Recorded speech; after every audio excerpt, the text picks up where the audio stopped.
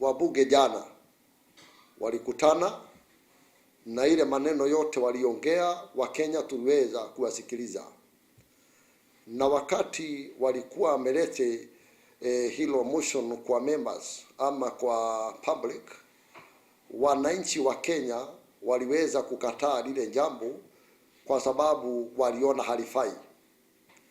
Na kulingana na vile walikata hiyo kauli, according to the constitution ya Kenya, inasema power belongs to people.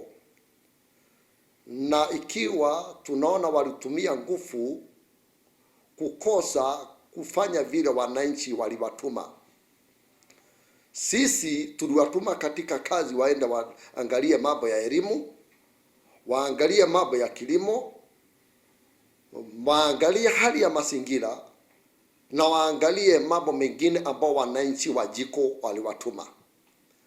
Lakini shwari kwa miaka hiyo miwili na ile kazi ya wamefanya mizuri ni kumuondoa Rigathi wa Gachagua. Sisi wananchi wa Kenya tunaomba jambo hili moja kwa Senate.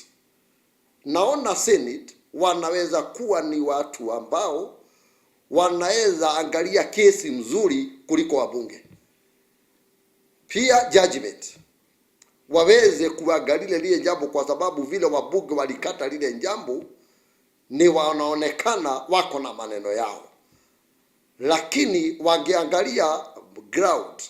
Nataka kusema ya kwamba mambo ya Gachagua vile ameimpichiwa, mimi sijafurahia juu hawajafanya vizuri. Juu walianza vizuri na Ruto, wangeacha waendelee na kazi mpaka wamalize hata hiyo miaka 5, ndio wananchi waamue kama ataenda nyumbani ama haendi. Ilikuwa Senate wamrudishe, wasimwimpeach.